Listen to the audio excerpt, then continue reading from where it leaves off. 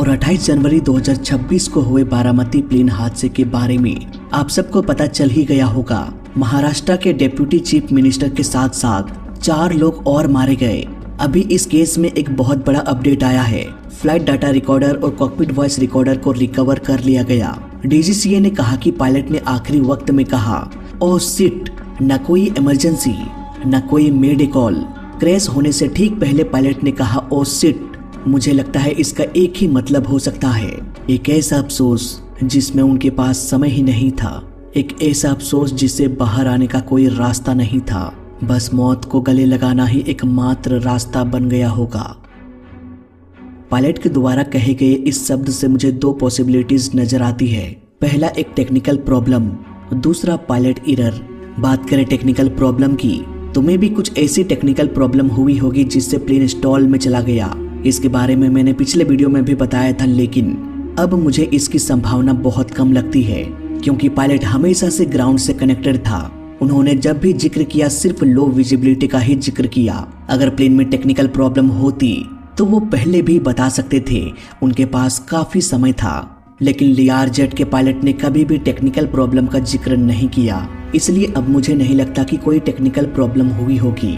बात करें दूसरी पॉसिबिलिटी की तो पायलट फर्स्ट अटेम्प्ट में रनवे के सीध में आने की कोशिश कर रहे थे, पर उन्हें रनवे ही दिखाई नहीं दिया। पायलट फर्स्ट अटेम्प्ट में रनवे से थोड़ा लेफ्ट से होकर गुजरा।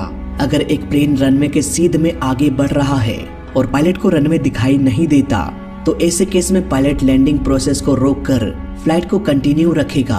इसके बाद रनवे के ऊपर से होते हुए निकल जाएगा गो अराउंड करने के लिए। लेकिन फ्लाइट रडार 24 के अनुसार ये प्लेन फर्स्ट अटेम्प्ट में रनवे से अलाइन था ही नहीं। ये कुछ मीटर लेफ्ट साइड से गुजरा। जब दूसरी बार ये प्लेन लैंडिंग करने के लिए आया तभी इस प्लेन ने ऑलमोस्ट उसी पाथ को फॉलो किया, यानी कि रनवे के लेफ्ट साइड से।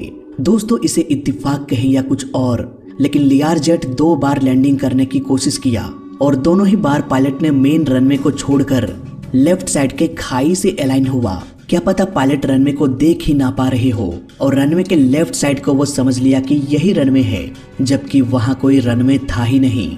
जब प्लेन धीरे धीरे सामने आया, फॉग हटने लगा, तब उन्हें आगे दिखाई दिया खाई।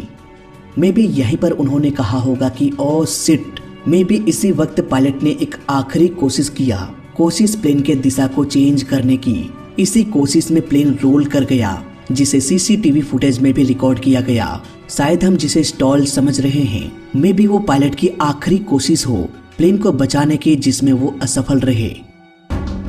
प्लेन एक ऐसे कंडीशन में फंस चुका था कि वो लैंड करते तो क्रैश हो जाता और इंजन के पावर को बढ़ाते तो और जोर से क्रैश होता। मैं पक्के तौर पर ये नहीं कह सकता कि उस वक्त हुआ क्या था, लेकिन जहां तक मुझे लगता है कि ये पायलट एरर था। एरर खराब मौसम की वजह से। यहाँ पर जो सबसे बड़ी गलती मुझे दिखाई दे रही है वो है यहाँ का एयरपोर्ट। ये एक ऐसा एयरपोर्ट है दोस्तों जो किसी भी एंगल से एयरपोर्ट कहलाने का लायक ही नहीं है।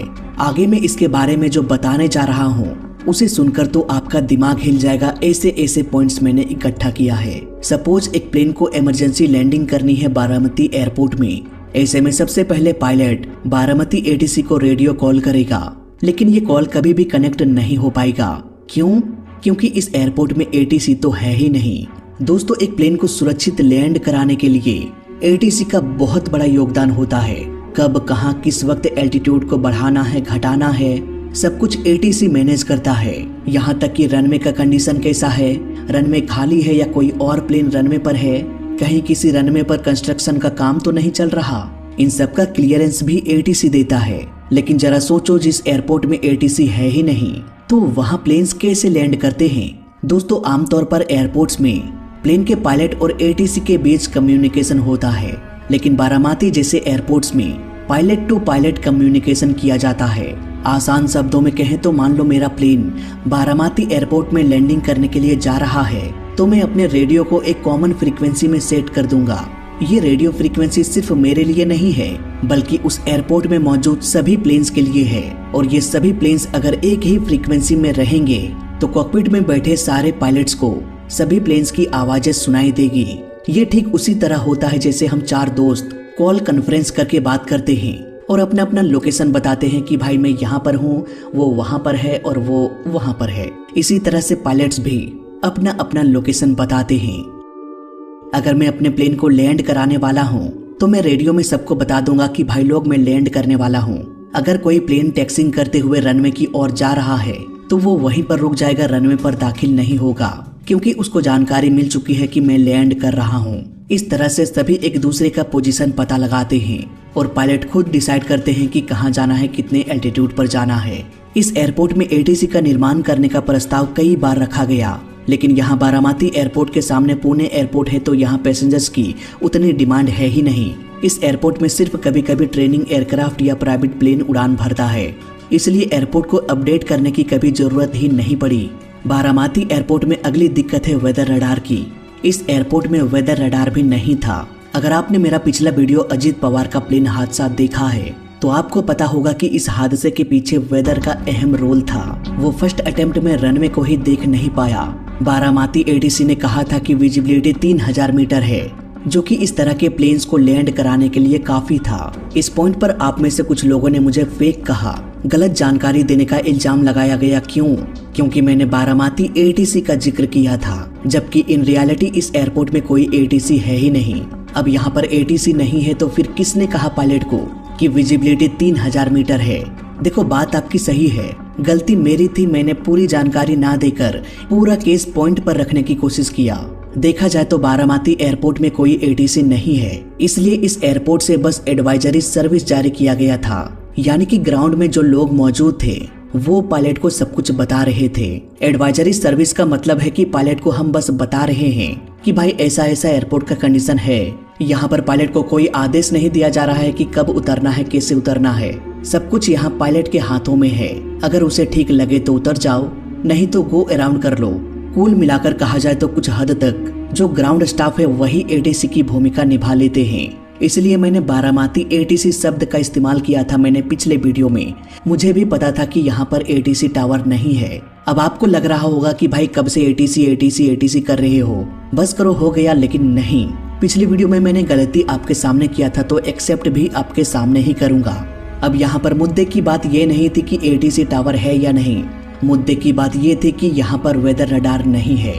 मैं भी यहाँ पर जो एटीसी की भूमिका निभा रहे थे उन्होंने पुणे एटीसी से पूछा होगा, क्योंकि वहाँ पर वेदर रडार मौजूद है, या फिर ये भी हो सकता है कि उन्होंने मौसम विभाग से भी पूछा होगा और तब जाकर उन्होंने पायलट को बताया होगा कि विजिबिलिटी 3000 मीटर है, जबकि विजिबिलिटी उससे भी खराब थी। इस तरह से पूछ कर पायलट को बताने से रियल टाइम में मौसम की जानकारी पायलट तक नहीं पहुंच पाती। एग्जाम्पल के लिए मान लो कि बारामती एयरपोर्ट के एक स्टाफ ने 8:20 में मौसम की जानकारी लिया। 10 मिनट बाद यानी कि 8:30 बजे अजीत पवार के प्लेन के पायलट ने पूछा कि मौसम कैसा है। हम 10-15 मिनट्स में बारामती एयरपोर्ट पहुंचने वाले हैं। अब जब ये प्लेन 10 मिनट बाद एयरपोर्ट पहुंचेगा तब समय लगभग 8:40 हो चुका होगा। इस तरह से जो वेदर रिपोर्ट लेआर जेट को बताया गया होगा वो 8:20 का वेदर रिपोर्ट बताया गया होगा, यानी कि 20 मिनट का पुराना डेटा।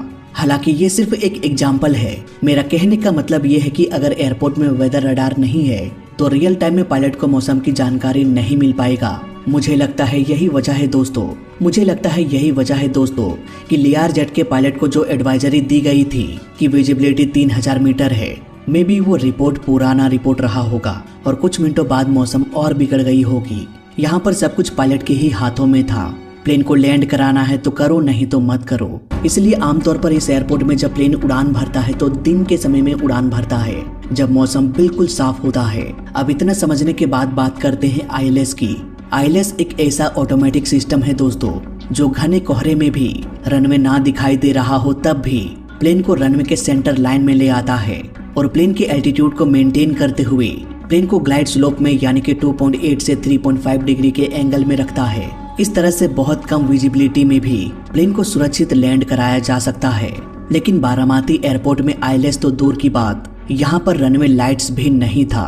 अगर रनवे में लाइट होती तो शायद 28 जनवरी को अजीत पवार का प्लेन क्रैश ना होता। इसके अलावा रनवे के दोनों साइड पेपी लाइट्स लगा होता है, ये भी एयरपोर्ट में मौजूद नहीं था। यहाँ पर हम रनवे के वाइट मार्किंग को देख सकते हैं, थ्रेशोल्ड लाइन को देख सकते हैं, काला पड़ चुका है। अब फॉगी कंडीशन में अगर विजिबिलिटी कम हो तो पायलट को आसानी से भ्रम हो सकता है कि रनवे किस ओर है और हम किस ओर जा रहे हैं। क्या असल में वो रनवे है या खाई? एक और दिक्कत मुझे दिखाई दिया बारामती एयरपोर्ट में। यहाँ का रनवे टेबल टॉप रनवे है, यानी कि रनवे के आगे खाई है। मान लो एक प्लेन एक नॉर्मल रनवे पर लैंड करता है और उससे कोई गलती हो जाती है तो कोई दिक्कत नहीं, प्लेन थोड़ा सा आगे जाकर रुक जाएगा। अगर रनवे के थोड़ा बाहर भी चला जाए तो कोई दिक्कत नहीं। दुनिया भर में हर साल सैकड़ों बार ऐसा हो जाता है, लेकिन इसके बारे में न्यूज में नहीं आता क्योंकि ये बहुत छोटी सी गलती है। ये तो वही बात हो गई कि मूंगफली खाते समय एक दाना नीचे गिर गया और हम ये कह के आगे चल दिए कि भाई गिरने दो। लेकिन जब यही छोटी सी गलती टेबल टॉप रनवे पर हो जाए तो प्लेन को रुकने का जगह ही नहीं मिल पाता। आखिरी वक्त में पायलट को ये तो पता चल जाता है कि उनसे गलती हो चुकी है, लेकिन इससे पहले कि वो अपनी गलती पर अफसोस करे उनकी जान चली जाती है। एक नॉर्मल एयरपोर्ट में बड़ी गलतियों को इग्नोर किया जाता है, 7 खून माफ हो जाएगा, लेकिन टेबल टॉप रनवे में एक छोटी सी गलती मौत का कारण बन सकता है। इसलिए ऐसे एयरपोर्ट्स को बहुत ही खतरनाक एयरपोर्ट्स में से गिना जाता है। अब इस हादसे के बारे में कुल मिलाकर मैं बस इतना ही कह सकता हूँ कि आज हम जिस तरह से एडवांस प्लेन का इस्तेमाल कर रहे हैं उस तरह से एयरपोर्ट्स को भी एडवांस करना पड़ेगा, तभी इस तरह के हादसों को टाला जा सकता है। इस एयरपोर्ट में बहुत सारी खामियां हैं, इसलिए DGCA इस एयरपोर्ट में कमर्शियल प्लेन को उड़ान भरने की परमिशन नहीं देता। सो आई होप अब आपको पूरा कॉन्सेप्ट समझ में आ गया होगा। दोस्तों, आप में से 80% लोग मेरे वीडियोस को देखते तो हैं पर बिना सब्सक्राइब किए चले जाते हैं, तो भाई सब्सक्राइब करके जाना। मैं मिलता हूँ आपसे अगली वीडियो में। जय हिंद।